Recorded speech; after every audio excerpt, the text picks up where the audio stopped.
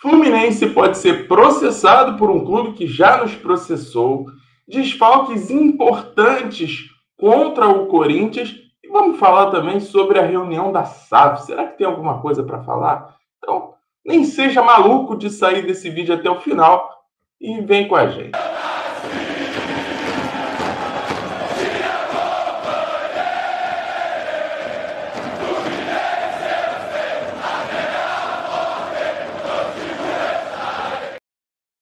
Fala galera tricolor, sejam bem-vindos ao Pitaco, eu sou o Bruno Oliveira. Já vou pedir para os amigos deixar o like, se inscrever no canal e ativar as notificações, né? Que tudo isso ajuda bastante a gente aqui.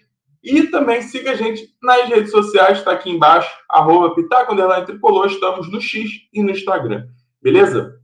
Vamos começar falando sobre um possível processo que o Fluminense pode sofrer, né? Notícia trazida aí pelo Paulo Brito. O Fluminense pode ser processado por causa de Lelê, né? De novo, pelo Itaboraí Profut, que é um clube detentor, né, dos direitos do jogador, tem parte do direito do jogador, né, porque o detentor é o Fluminense. Lelê que está emprestado ao Ceará. O Itaboraí Profut já processou o Fluminense por causa de atrasos de pagamento. Lembrando que o pagamento do atleta deveria ter sido feito em 23, não foi feito, e aí teve um novo acordo. Passou para 24, o Fluminense pagou uma parcela, não pagou mais, outro acordo, e aí sobrou para 25, o Fluminense vem pagando, só que com muita dificuldade, né? Então, qual é a treta da vez? A treta é que o Lelê, por ter sido emprestado para o Ceará, o Itaboraí Profut suspeita que tenha havido uma compensação financeira.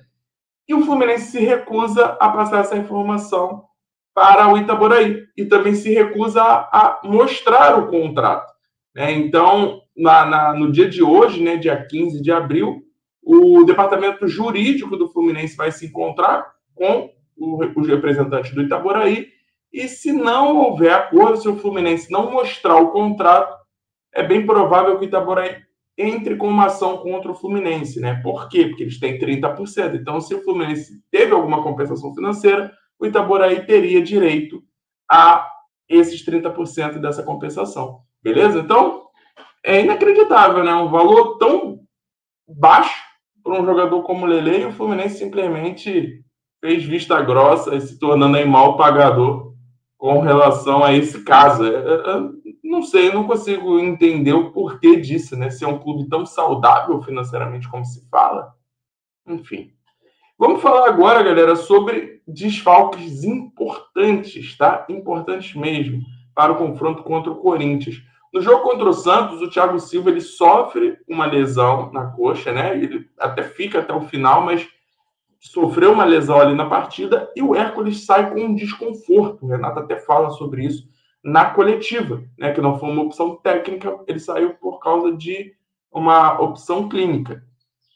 E aí, após exames de imagem realizados ontem, né, segunda-feira, foi constatado que o Thiago Silva sofreu uma lesão na coxa que vai ser obrigado a parar por 4 semanas. Então, vamos ter aí um mês sem o Thiago Silva. E o curioso desse caso é que quem divulgou esse resultado foi o próprio clube. O clube ele não costuma divulgar tempo de recuperação dos atletas. E para esse caso do Thiago Silva, ele divulgou, né?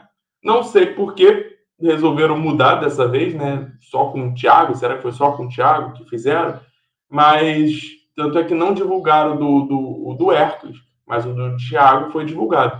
Então, com isso, os dois são desfalques certos para o jogo contra o Corinthians, né? O Hércules não teve uma lesão detectada, mas, por ter sentido desconforto, vai ser poupado do jogo contra o Corinthians e deve voltar na sequência do campeonato.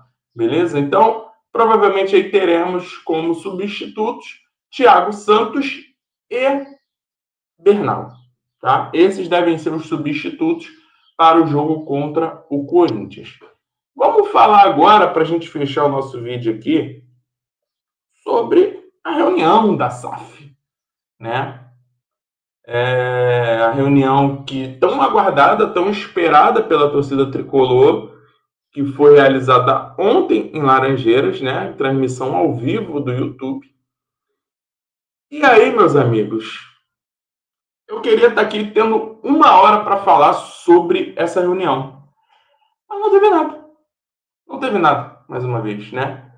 O que era para ser o anúncio ali de algo revolucionário para a história do Fluminense, ou pelo menos um encaminhamento, né?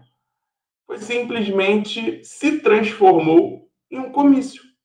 Se transformou em uma propaganda política, em um discurso político para uma reeleição ou para uma aprovação de SAF, né? Porque não, simplesmente nada mudou. As coisas continuam sem proposta, o Fluminense continua sem proposta, né? O que para mim é inacreditável, porque eles confirmam lá que o Fluminense está em tratativas com o BTG. O Fluminense contratou o BTG em 2022 e desde 2022 nunca teve uma proposta. A ideia do Fluminense, a princípio, era vender a parte minoritária do clube, não conseguiu arrumar um comprador, e aí quando ele muda, oferece a parte majoritária, mesmo assim continua sendo um comprador, né? E isso aí foi trazido pelo Matheus Montenegro, que apresentou essa parte da SAF. Depois o Mário entra também para falar sobre, responder perguntas. E a gente simplesmente para nesse ponto de não ter o que falar. Foi somente um show de aberrações, um monte de mentira, acusações, conselheiros subindo ao púlpito para fazer campanha política, pedindo o Mário como CEO da SAF. Não sei se essa deveria ser a intenção desse encontro, mas acabou sendo, né? Alguns poucos indo ali questionando, fazendo perguntas pertinentes e importantes para o futuro do Fluminense, mas simplesmente, meus amigos, a gente só teve ali um grande bate-papo entre amigos transmitido ao vivo para milhões de tricolores, né?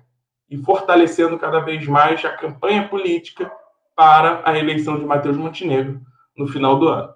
É uma pena, né? É uma pena porque eu me recuso a acreditar que após 4 anos de BTG, o Fluminense não tenha tido nenhuma proposta de nenhum investidor. Eu me recuso a acreditar, né? Porque se a gente for voltar aos casos lá de Cruzeiro, Botafogo e Vasco, que foram intermediados pela XP Investimentos, esses clubes tiveram ao menos 3 propostas cada um. E o Fluminense não tem nenhuma. Ou não tem, quer dizer, ou não teve proposta, ou não quiseram ouvir.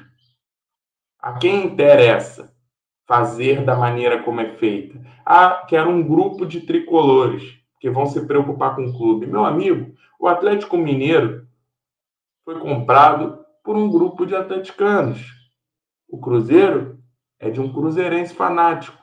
E a situação deles não é boa. Não é porque torcem para o clube que significa que vão fazer uma excelente gestão. Cada caso é um caso, ok. Mas não é uma fórmula mágica. E se eles tiverem que vender, eles vão vender o Fluminense no futuro. Então não se iludam, né? Então não adianta fazer uma reunião aberta na Flu TV se você vai continuar mentindo, se você vai continuar não trazendo tudo o que o torcedor precisa saber. Ele precisa saber antes da gente virar SAF, não é depois. Não adianta depois que já está com o investidor e assinar para vir contar os detalhes. Isso precisava ser dito agora. E mais uma vez nada foi dito, nada foi esclarecido. E esse é o modus operandi do Fluminense, algo que a gente já está acostumado demais a viver.